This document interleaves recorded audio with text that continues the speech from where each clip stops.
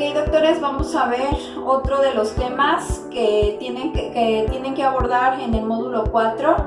Este va a ser el síndrome postrombótico. Y como objetivo de este tema vamos a tener conocer, identificar y describir las características principales del síndrome postrombótico. Pero bueno, ¿y qué es el síndrome postrombótico? ¿Sale? Este síndrome está ligado a la enfermedad tromboembólica. Va a presentar una morbimortalidad completamente baja. Se considera que se origina al año de presentar un episodio de trombosis venosa profunda. Se va a caracterizar por presentar edema, dolor, ectasia y sobre todo piel indurada en los pacientes. En ocasiones este síndrome se va a confundir con las secuelas postrombóticas de una trombosis venosa recurrente. O sea, lejos de ser un síndrome o ser diagnosticado como un síndrome postrombótico, muchas veces se va a creer que es una trombosis venosa profunda recurrente, ¿no? Y entonces nos va a fallar en tanto la interpretación del estudio como el diagnóstico.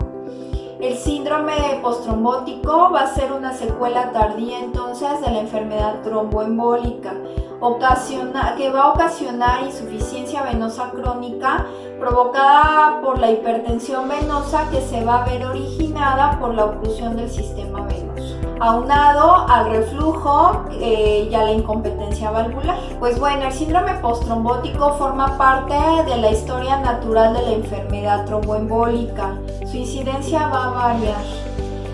La verdadera incidencia del síndrome postrombótico, pues la verdad es que no se conoce, aunque la mayoría de los estudios disponibles pueden establecer una incidencia alrededor de un 17 a un 50% después de un año de un episodio de trombosis venosa profunda en miembros inferiores. La lesión dominante del sistema del síndrome postrombótico es la combinación de obstrucción, reflujo y la oclusión junto al reflujo valvular que nos va a producir una hipertensión venosa.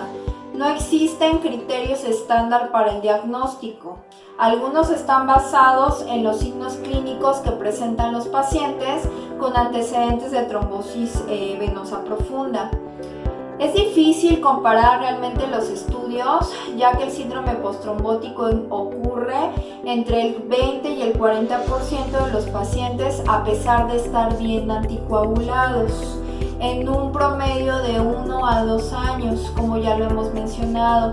La severidad de este cuadro puede evolucionar hasta darnos una formación de úlceras en el miembro afectado de un 5 a un 10% de los pacientes que lo padecen. Y bien, ¿cómo se va a diagnosticar y cuál va a ser el pronóstico en base al diagnóstico de la enfermedad? Pues bueno, la clasificación del síndrome postrombótico se va a hacer a través de la escala de Cinder, que presenta 5 síntomas, ¿no? Que son dolor, pesadez, cansancio y tensión en las piernas.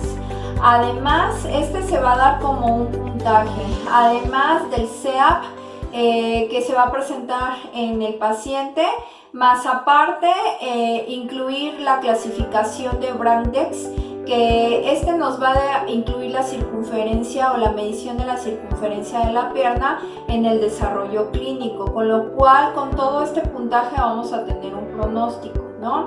Tal cual en 1992 Brandoni propone como una escala diagnóstica y de severidad para este síndrome postrombótico esta escala, y es publicada en 1994 con un seguimiento de 10 a 15 años. Aplicada a numerosos estudios a un rango de 0 a 33 puntos, definiendo el síndrome postrombótico con un resultado mayor a 5 puntos o presencia de una úlcera en una pierna, con una categoría de severidad a 4 grados, como les muestro a continuación. Un grado 1 va a ser no un síndrome postrombótico, el cual porque va a tener una calificación menor a 5 puntos.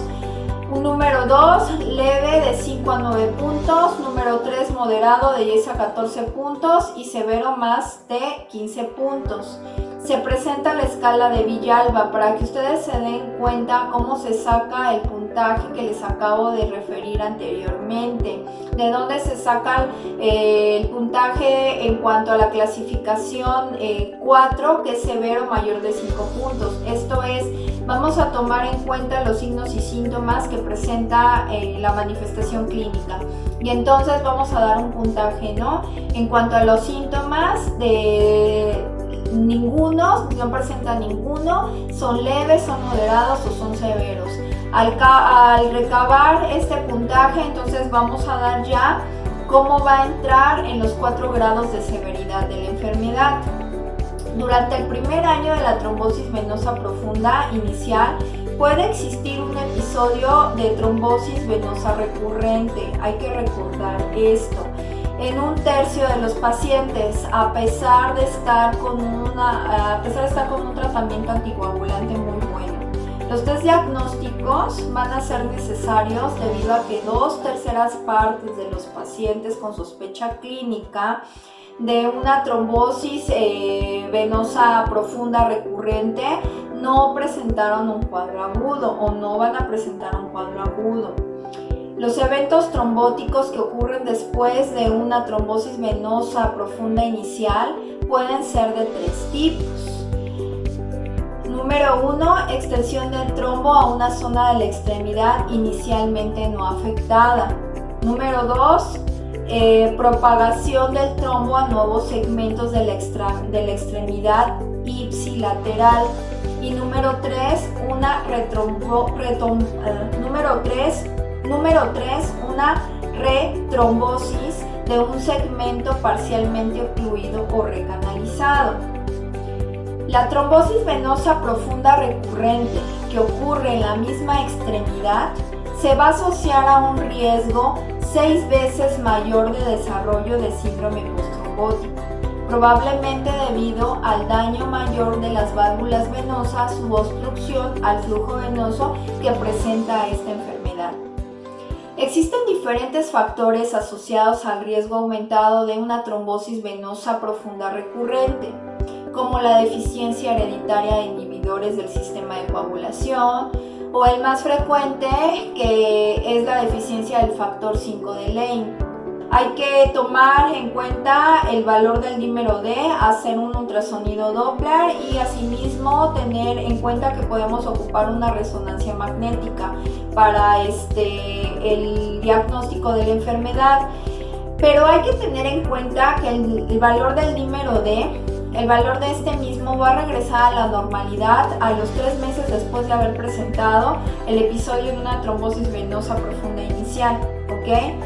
Y hay que tener en cuenta, para que no se presente el síndrome postrombótico al año, hay que tener en cuenta después de que se presenta un episodio de trombosis venosa inicial, hacer un seguimiento con ultrasonido Doppler al paciente, valorando una valoración de control a los 3 meses, otra a los 6 meses, para poder confirmar si puede haber una retrombosis o se está presentando como tal ya un síndrome postrombótico. Hay muchos pacientes que nos llegan a la consulta que obviamente ni siquiera tienen una idea de que tuvieron una trombosis venosa profunda antigua o hace un año, o es una nueva episodio de cuadro de trombosis.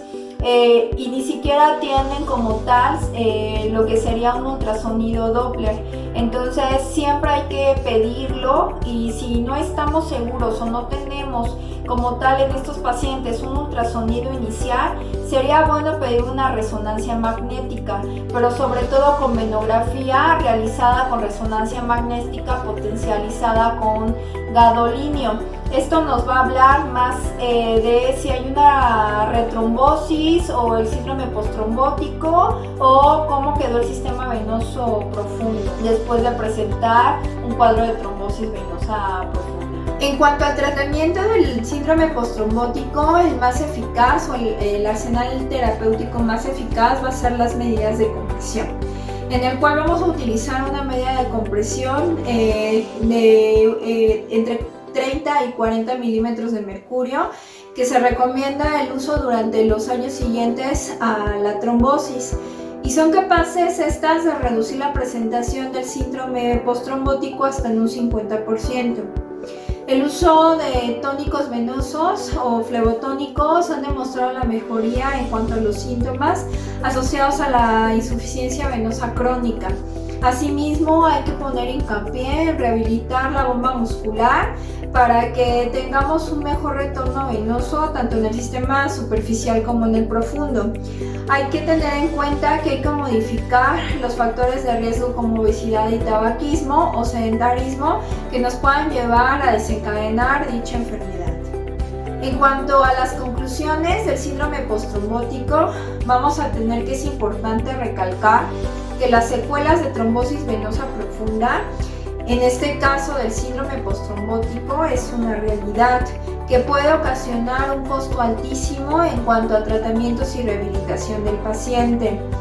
No se pueden medir los mismos por dificultades de poder establecer unos criterios uniformes de diagnóstico, como ya lo vimos, pero sí podemos concluir que después de presentar un cuadro de trombosis venosa profunda, las probabilidades de presentar un cuadro del síndrome postrombótico en el primer año son bastante altas.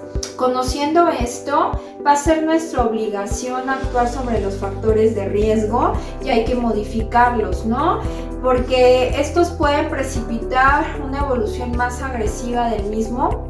Asimismo, hay que estudiar las condiciones generales de cada paciente, como en la historia clínica, como la edad, el peso, la actividad laboral, si usan media elástica o no, y enfermedades asociadas, ¿no? Asimismo, dar información al paciente que ya presentó un cuadro de trombosis, que pueden desarrollar, que si no corregimos estos factores de riesgo, se podría desarrollar un síndrome postrombótico. Siguiendo también los esquemas de coagulación en estos pacientes dentro de parámetros de actividad del medicamento, por ejemplo, a través de estudios de laboratorio. Y podemos completar a través de esto esquemas de dosis de acuerdo a la edad y al peso del paciente, más bien de acuerdo al peso del paciente y al tiempo en que vamos a utilizar los anticoagulantes. Hay que analizar a todos los pacientes con un riesgo alto de retrombosis, utilizando las diversas escalas diagnósticas de trombosis venosa profunda recurrente, adoptando los diversos criterios de seguimiento por medio de ultrasonido, con un estudio inicial marcando específicamente los sitios donde encontramos la trombosis venosa profunda y valorando un control a los 3 y a los 6 meses para poder confirmar si se está presentando una retrombosis o se está presentando un síndrome postrombótico. Pues por mi parte yo me despido, no sin antes agradeciendo por la atención prestada por cada uno de ustedes. Recuerden que yo soy la doctora Viviana Pastrana. Si ustedes tienen alguna duda o no entendieron lo que les expliqué, les dejo mis datos personales para que se puedan poner en contacto conmigo. Que tengan un excelente día, cuídense mucho, nos vemos pronto. Muchísimas gracias.